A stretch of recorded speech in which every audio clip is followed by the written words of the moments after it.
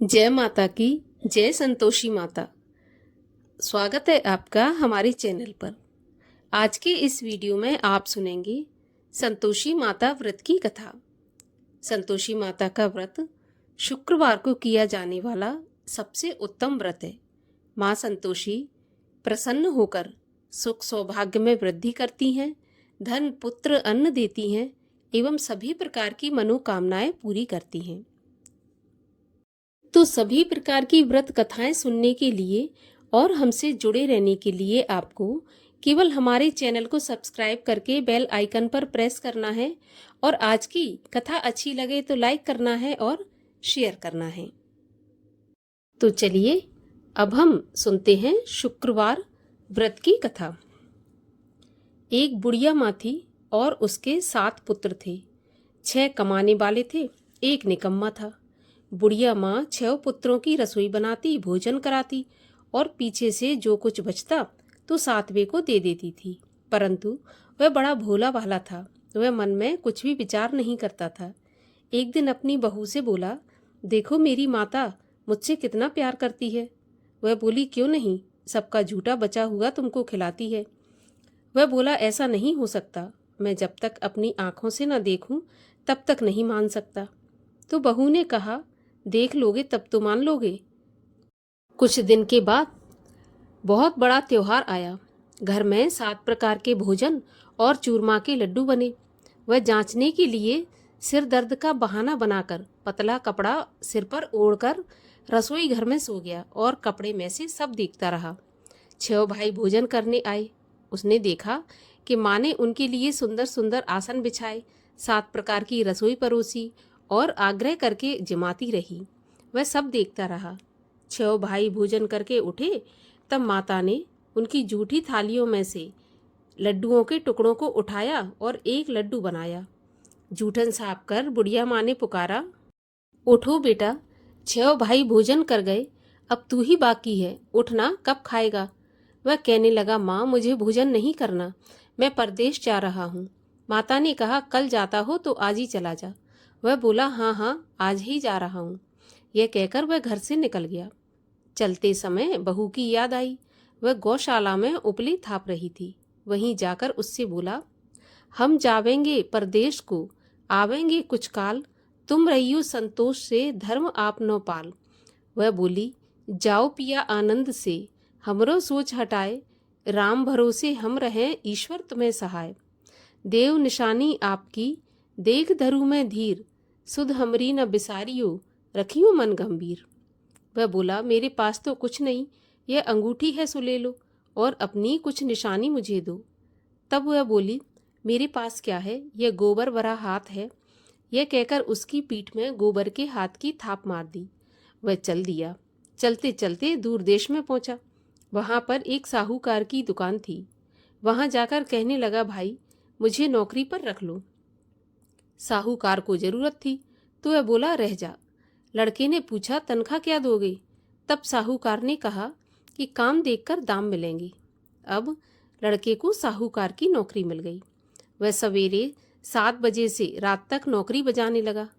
कुछ दिनों में दुकान का सारा लेन देन, हिसाब किताब, ग्राहकों को माल बेचना, सारा काम करने लगा। साहूकार के 7-8 नौकर थे। वे सब चक्कर खाने लगे कि यह तो बहुत होशियार बन गया। सेठ ने भी काम देखा और 3 महीने में उसे मुनाफे का साझीदार बना लिया। 12 वर्ष में ही वह नामी सेठ बन गया और मालिक सारा कारोबार उस पर छोड़कर बाहर चला गया। अब बहू पर क्या बीती सो सुनो। सास ससुर उसे दुख देने लगे। सारी गृहस्थी का काम करा के उसे लकड़ी लेने जंगल में भेजते। इस बीच घर की रोटियों के आटे से जो भूसी निकलती उसकी रोटी बनाकर रख दी जाती और फूटे नारियल के खोपड़े में पानी। इस तरह दिन बीतते रहे। एक दिन वह लकड़ी लेने जा रही थी कि रास्ते में बहुत सी स्त्रियां संतोषी माता का व्रत करती दिखाई दी। वह वहां पर खड़ी होकर कथा सुनने लगी और बोली, बहनों, यह तुम किस देवता का व्रत करती हो और इसके करने से क्या फल मिलता है? इस व्रत के करने की क्या विधि है? यदि तुम अपने व्रत का विधान मुझे समझाकर कहोगी तो मैं तुम्हारा बहुत एहसान मानूंगी। तब उनमें से एक स्त्री बोली, सुनो, ये संतोषी माता का व्रत है। इसके करने से निर्धनता, दरिद्रता का नाश होता है और लक्ष्मी आती है। मन की चिंताएं दूर होती हैं। घर में सुख होने से मन को प्रसन्नता और शांति मिलती है। निपुत्री को पुत्र मिलता है। प्रियतम बाहर गया हो तो जल्दी आ जाता है। कुंवारी कन्या को मनपसंद वर मिलता है। राजद्वारे में बहुत दिनों से मुकदमा चलता हो तो खत्म हो जाता है। सब तरह की सुख शांति हो, घर में धन जमा हो, पैसा जायदाद का लाभ हो, रोग दूर हो जाए तथा और जो भी कुछ कामना मन में हो, सब इस संतोषी माता की कृपा से पूरी हो जाती हैं। इसमें कोई संदेह नहीं है। वह पूछने लगी, यह व्रत कैसे किया जाता है, यह भी बताओ तो बड़ी कृपा होगी। तो स्त्री कहने लगी, 1.25 रुपये का गुड़ चना लेना, इच्छा हो तो 5.25 रुपये का ले लेना, या फिर 11.25 रुपये का। अपनी सहूलियत के अनुसार जितना बन सके सवाया ही लेना। 1.25 रुपये से 5.25 रुपये तथा इससे भी ज्यादा शक्ति और भक्ति के अनुसार लेना। हर शुक्रवार को निराहार रहकर कथा कहना सुनना, इसके बीच क्रम टूटे नहीं। लगातार नियम पालन करना। सुनने वाला कोई नहीं मिले तो घी का दीपक जलाकर उसके सामने जल के पात्र को रखकर कथा कहना, परंतु नियम नहीं टूटे। जब तक कार्य सिद्ध न हो नियम पालन करना और कार्य सिद्ध हो जाने पर ही व्रत का उद्यापन करना। 3 मास में माता पूरा फल प्रदान करती हैं। यदि किसी के खोटे ग्रह हों तो भी माता 1 वर्ष में अवश्य कार्य सिद्ध करती हैं। कार्य सिद्ध होने पर ही उद्यापन करना चाहिए, बीच में नहीं। उद्यापन में 2.5 सेर आटे का खाजा, इसी नाप से खीर तथा चने का साग बनाना, 8 लड़कों को भोजन कराना, जहाँ तक मिले देवर जेठ भाई बंधु कुटुंब के लड़के लेना, ना मिले तो रिश्तेदारों और पड़ोसियों के लड़के बुलाना, उन्हें भोजन कराना, यथाशक्ति दक्षिणा देकर माता का नियम पूरा करना। उस दिन घर में कोई खटाई न खाए, इस बात का ध्यान रखना। यह सुनकर बुढ़िया के लड़के की बहू चल दी। रास्ते में लकड़ी के बोझ को बेच दिया और उन पैसों से गुड़ चना लेकर माता के व्रत की तैयारी कर आगे चली और सामने मंदिर देख पूछने लगी, यह मंदिर किसका है। तब सब कहने लगे, यह संतोषी माता का मंदिर है। यह सुन माता के मंदिर में जा माता के चरणों में लौटने लगी। दीन होकर विनती करने लगी, माँ, मैं निपट मूर्ख हूँ, व्रत के नियम कुछ नहीं जानती, मैं बहुत दुखी हूँ। हे माता जगत जननी, मेरा दुख दूर कर, मैं तेरी शरण में हूँ। माता को दया आई। एक शुक्रवार बीता कि दूसरे शुक्रवार को ही इसके पति का पत्र आया और तीसरे को उसका भेजा हुआ पैसा भी आ पहुंचा। यह देखकर जेठानी मुंह से कोड़ने लगी, इतने दिनों में इतना पैसा आया, इसमें क्या बड़ाई है। लड़के ताने देने लगे। काकी के पास अब पत्र आने लगे, रुपया आने लगा। अब तो काकी की खातिर बढ़ेगी, अब तो काकी बुलाने से भी नहीं बोलेगी। बेचारी सरलता से कहती, भैया पत्र आवे रुपया आवे तो हम सबके लिए अच्छा है। ऐसा कहकर आंखों में आंसू भरकर संतोषी माता के मंदिर में आकर मातेश्वरी के चरणों में गिरकर रोने लगी और बोली, माँ, मैंने तुमसे पैसा नहीं मांगा, मुझे पैसे से क्या काम है, मुझे तो अपने सुहाग से काम है, मैं तो अपने स्वामी के दर्शन और सेवा मांगती हूँ। तब माता ने प्रसन्न होकर कहा, जा, तेरा स्वामी आएगा। यह सुन खुशी से बावली हो घर में जाकर काम करने लगी। अब माता विचार करने लगी कि इस भोली पुत्री से मैंने कह तो दिया कि तेरा पति आएगा, पर आएगा कहाँ से, वह तो स्वप्न में भी इसे याद नहीं करता, उसे याद दिलाने मुझे ही जाना पड़ेगा। इस तरह माता बुढ़िया के बेटे के पास जाकर स्वप्न में प्रकट होकर कहने लगी, साहूकार के बेटे सोता है या जागता है। वह बोला, माता, सोता भी नहीं हूँ, जागता भी नहीं हूँ, बीच में ही हूँ, कहिए क्या आज्ञा है। माँ कहने लगी, तेरा घर बार कुछ है या नहीं। वह बोला, मेरा सब कुछ है माता, माँ बाप भाई बहन बहू, क्या कमी है। माँ बोली, भोले पुत्र, तेरी स्त्री घोर कष्ट उठा रही है, माँ बाप उसे दुख दे रहे हैं, वह तेरे लिए तरस रही है, तू उसकी सुध ले। वह बोला, हाँ माता, यह तो मुझे मालूम है, परंतु मैं जाऊं तो जाऊं कैसे। परदेश की बात है, लेन देन का कोई हिसाब नहीं है, जाने का कोई रास्ता नजर नहीं आता, कैसे चला जाऊं। माँ कहने लगी, मेरी बात मान, सवेरे नहा धोकर संतोषी माता का नाम ले घी का दीपक जलाकर दंडवत करके दुकान पर जाकर बैठ जाना। देखते देखते तेरा लेन देन चुक जाएगा, जमा माल बिक जाएगा, शाम होते होते धन का ढेर लग जाएगा। वह सवेरे बहुत जल्दी उठकर स्नान आदि करके संतोषी माता को दंडवत कर घी का दीपक जलाकर दुकान पर जा बैठा।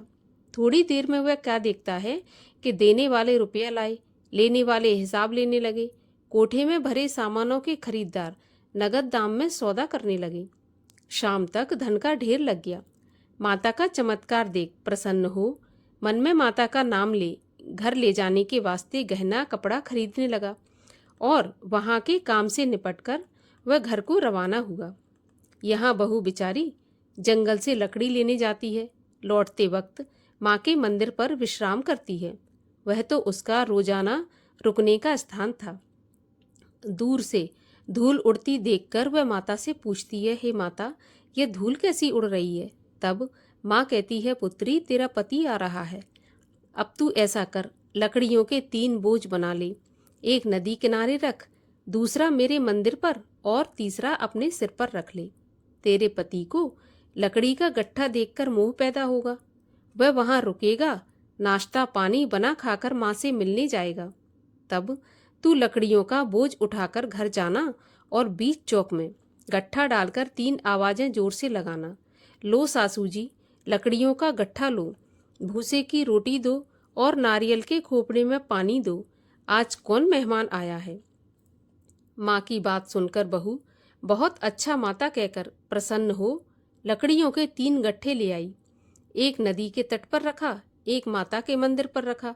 इतने में ही एक मुसाफिर आ पहुंचा।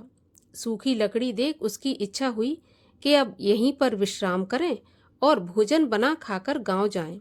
इस प्रकार भोजन बना विश्राम कर वह गांव को गया। सबसे प्रेम से मिला। उसी समय बहू सिर पर लकड़ी का गट्ठा लिए आती है। लकड़ी का भारी बोझ आंगन में डालकर जोर से 3 आवाज देती है, लो सासू जी, लकड़ी का गट्ठा लो, भूसे की रोटी दो, नारियल के खोपड़े में पानी दो, आज कौन मेहमान आया है। यह सुनकर सास बाहर आकर अपने दिए हुए कष्टों को भुलाते हुए कहती है, बहू, ऐसा क्यों कहती हो? तेरा मालिक ही तो आया है। आ बैठ, मीठा भात खा, भोजन कर, कपड़े गहने पहन। इतने में आवाज सुनकर उसका स्वामी बाहर आता है और अंगूठी देखकर व्याकुल होकर माँ से पूछता है, माँ, यह कौन है? माँ कहती है, बेटा, यह तेरी बहू है। आज 12 वर्ष हो गए जब से तू गया है, तब से सारे गांव में जानवर की तरह भटकती फिरती है। काम काज घर का कुछ करती नहीं, 4 समय आकर खा जाती है। अब तुझे देखकर भूसे की रोटी और नारियल के खोपड़े में पानी मांगती है। वह लज्जित होकर बोला, ठीक है माँ, मैंने इसे भी देखा है और तुम्हें भी देखा है। अब मुझे दूसरे घर की चाबी दो तो मैं उसमें जाकर रहूँगा। तब माँ बोली, ठीक है बेटा, जैसी तेरी मर्जी। यह कहकर माँ ने चाबी का गुच्छा पटक दिया। उसने चाबी लेकर दूसरे कमरे में, जो कि तीसरी मंजिल के ऊपर था, खोलकर सारा सामान जमाया। एक दिन में ही वहाँ राजा के महल जैसा ठाट बाट बन गया। अब क्या था, वे दोनों सुखपूर्वक रहने लगे। इतने में अगला शुक्रवार आया। बहू ने अपने पति से कहा कि मुझे माता का उद्यापन करना है। तो पति बोला, बहुत अच्छा, खुशी से करो। वह तुरंत ही उद्यापन की तैयारी करने लगी। जेठ के लड़कों को भोजन के लिए कहने गई। उन्होंने मंजूर किया, परंतु पीछे जेठानी अपने बच्चों को सिखाती है, देखो रे, भोजन के समय सब लोग खटाई मांगना, जिससे उसका उद्यापन पूरा ना हो सके। लड़के जीमने आए, खीर पेट भर कर खाई, परंतु याद आते ही कहने लगे, हमें कुछ खटाई दो, खीर खाना हमें नहीं भाता, देखकर अरुचि होती है। बहू कहने लगी, खटाई किसी को नहीं दी जाएगी, यह तो संतोषी माता का प्रसाद है। लड़के तुरंत उठकर खड़े हुए, बोले, पैसे लाओ। तो भोली बहू कुछ जानती नहीं थी, तो उन्हें पैसे दे दिए। लड़के उसी समय जाकर के इमली लेकर खाने लगे। यह देखकर बहू पर संतोषी माता ने कोप किया। राजा के दूत उसके पति को पकड़कर ले गए। जेठ जेठानी मनमाने खोटे वचन कहने लगे। लूट लूट कर धन इकट्ठा करके लाया था, सो राजा के दूत पकड़कर ले गए। अब सब मालूम हो जाएगा जब जेल की हवा खाएगा। बहू से ऐसे वचन सहन नहीं हुए। रोती रोती माता के मंदिर में गई। हे माता, तुमने यह क्या किया? हंसाकर अब क्यों रुलाया? माता बोली, पुत्री, तूने उद्यापन करके मेरा व्रत भंग किया है। इतनी जल्दी सारी बातें भुला दी। वह कहने लगी, माता, भूली तो कुछ भी नहीं हूँ, ना ही कुछ अपराध किया है। मुझे तो लड़कों ने भूल में डाल दिया। मैंने भूल से उन्हें पैसे दे दिए। मुझे क्षमा कर दो माँ। माँ बोली, ऐसी भी कहीं भूल होती है? वह बोली, माँ, मुझे माफ़ कर दो, मैं फिर से तुम्हारा उद्यापन करूँगी। माँ बोली, अब भूल मत करना। वह बोली, माता, अब भूल नहीं होगी, बताओ अब वे कैसे आएंगे? तो माँ बोली, जा, तेरा पति तुझे रास्ते में ही आता मिलेगा। वह घर को चली। रास्ते में पति आता मिला। उसने पूछा, तुम कहाँ गए थे? वह बोला, इतना धन जो कमाया है उसका टैक्स राजा ने मांगा था, वही भरने गया था। वह प्रसन्न होकर बोली, भला हुआ, अब घर चलो। कुछ दिन के बाद फिर से शुक्रवार आया। वह बोली, मुझे माता का उद्यापन करना है। पति ने कहा, करो। वह फिर से जेठ के लड़कों से भोजन को कहने गई। जेठानी ने एक दो बातें सुनाई और लड़कों को सिखा दिया कि रे, तुम पहले ही खटाई मांगना। लड़के कहने लगे, हमें खीर खाना नहीं भाता, जी बिगड़ता है, कुछ खटाई खाने को दो। वह बोली, खटाई खाने को नहीं मिलेगी, खाना हो तो खाओ। यह कहकर वह ब्राह्मणों के लड़कों को लाकर भोजन कराने लगी। यथाशक्ति दक्षिणा की जगह एक एक फल उन्हें दिया। इससे संतोषी माता प्रसन्न हुई। माता की कृपा होते ही 9वें मास उसको चंद्रमा के समान सुंदर पुत्र प्राप्त हुआ। पुत्र को लेकर प्रतिदिन माताजी के मंदिर में जाने लगी। माँ ने सोचा कि यह रोज आती है, आज क्यों ना मैं ही इसके घर चलूं, इसका आसरा देखूं तो सही। यह विचार कर माँ ने भयानक रूप बनाया। गुड़ और चने से सना मुख, ऊपर से सूंड के समान होंठ, जिस पर मक्खियां भिनभिना रही थीं। दहलीज में पांव रखते ही उसकी सास चिल्लाई, देखो रे, कोई चुड़ैल चली आ रही है। लड़कों, इसे भगाओ, नहीं तो किसी को खा जाएगी। लड़के डरने लगे और चिल्लाकर खिड़की बंद करने लगे। छोटी बहू रोशनदान में से सब देख रही थी। प्रसन्नता से पगली होकर चिल्लाने लगी, आज मेरी माताजी मेरे घर आई हैं। यह कहकर बच्चे को दूध पिलाने से हटाती है। इतने में सास का क्रोध फूट पड़ा। बोली, देखो कैसी उतावली हुई जो बच्चे को पटक दिया। इतने में माँ के प्रताप से जहाँ देखो वहाँ लड़के ही लड़के नजर आने लगे।